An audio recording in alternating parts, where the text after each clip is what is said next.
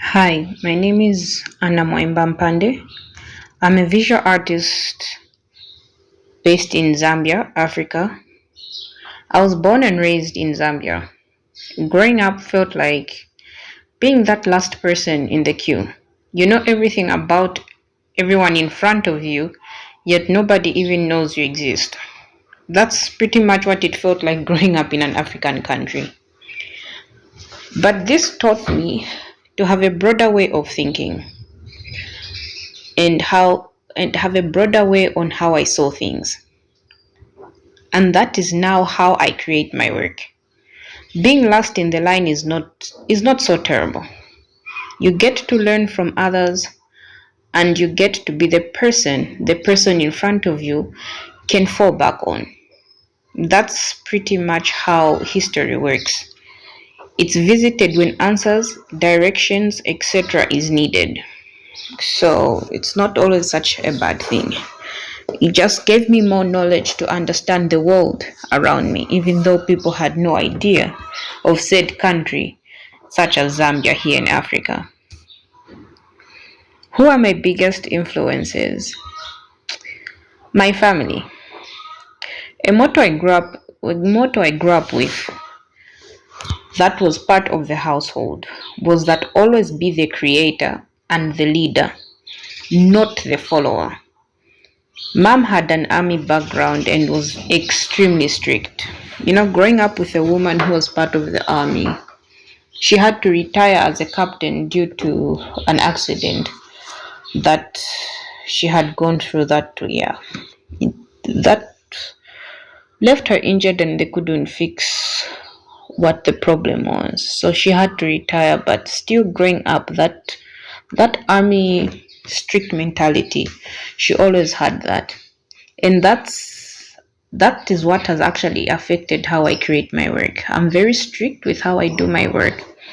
Even though I'm expressing ideas I'm coming up with, even though I'm trying to be more fluid and more loose with the work I'm creating, there are certain boundaries I still can't cross. I just can't wing my work throughout. It's always well thought of, and I'm extremely strict with how I do things.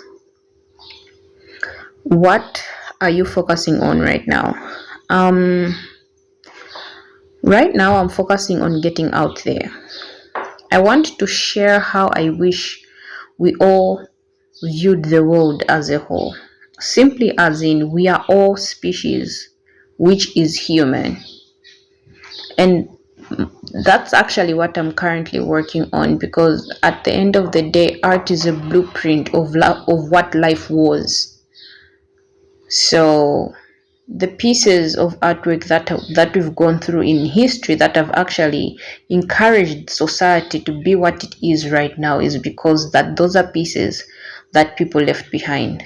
Even when you look at Egyptian history, for example, when you look at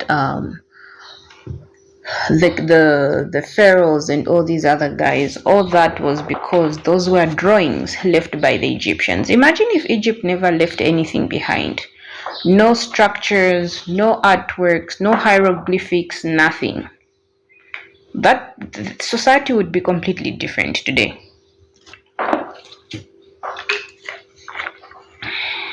What is the biggest challenge of being an artist? I would say the biggest challenge is gaining recognition as an artist, especially here in Africa.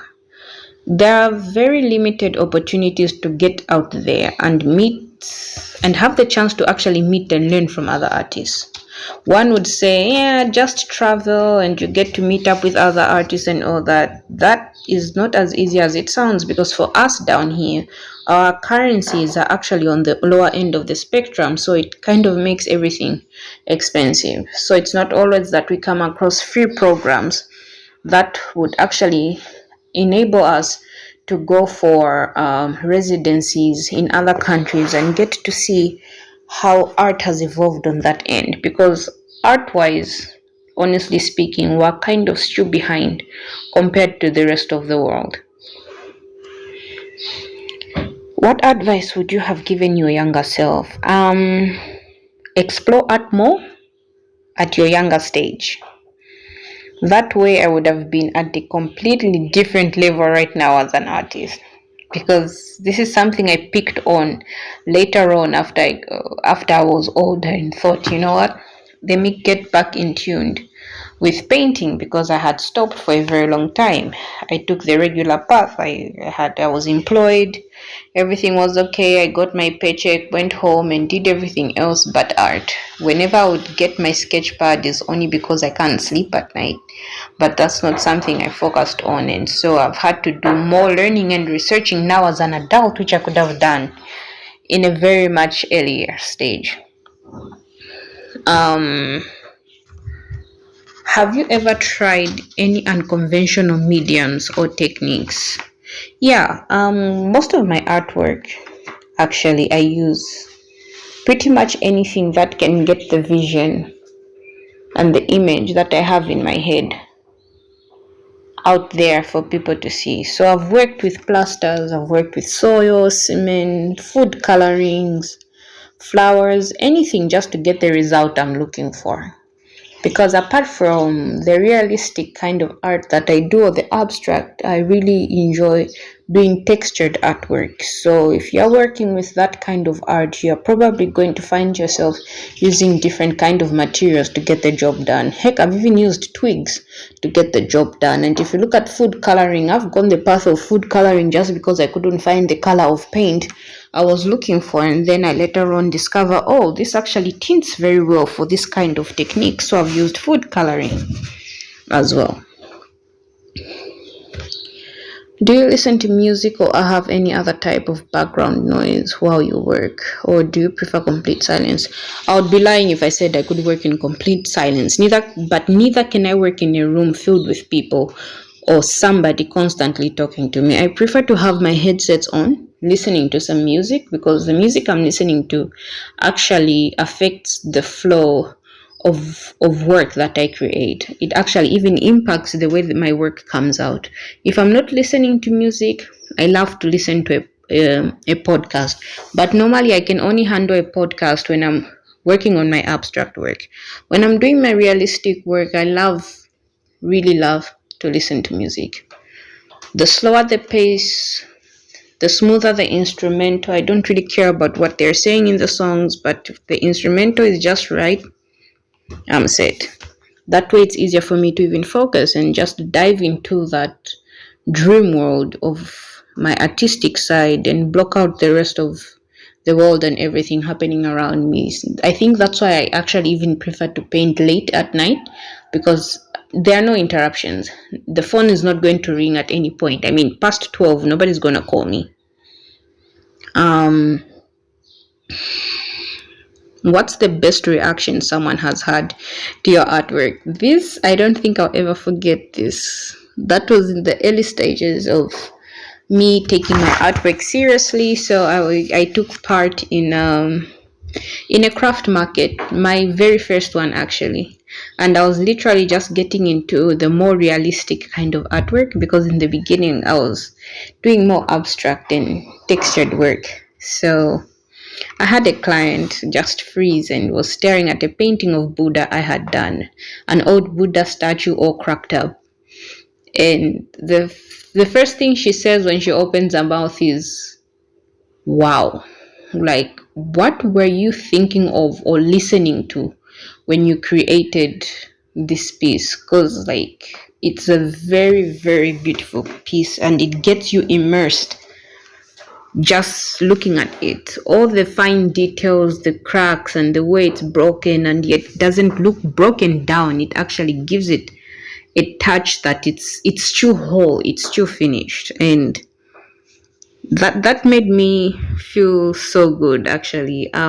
Till this day I don't forget that, and that actually encouraged me to keep up with what I was doing, because as an artist sometimes you say create what you love, but it helps when another person actually appreciates the work you're creating.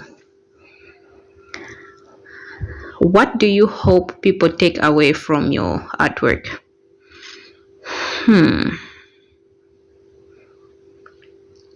I think for me it's the things we do, the things we do now. will reflect how we are looked at in the future. And okay, how do I say this? What I would want people to take away from my artwork is just the simple message of the things we do now will reflect how we are looked at in the future and how we are all of the same likeness. We overly differentiate one another as species, and I think that is why we are all disconnected as a species, because at the end of the day we're all just human, but we're constantly nitpicking on why this one is different from this one and all that. And at the end of the day, we have a disconnected species roaming this earth. So for me, that's the message I'm trying to send out there, and I hope people can see that through my work, is that at the end of the day, we are all just human. We are one species. We are not different. Apples are apples. Doesn't matter what color it comes in, it's an apple. One may be sweeter than the other one, but it's still an apple. One might be brighter than the other one, but it's still an apple. But yeah, for me, that's about it. People can follow me on my channel or my Instagram, and they'll get to learn and follow me through the journey of what it is I'm trying to share with the rest of the world. As for now, all I would love to say is just thank you for this opportunity and for giving me the chance to be part of your amazing channel, and I hope it grows.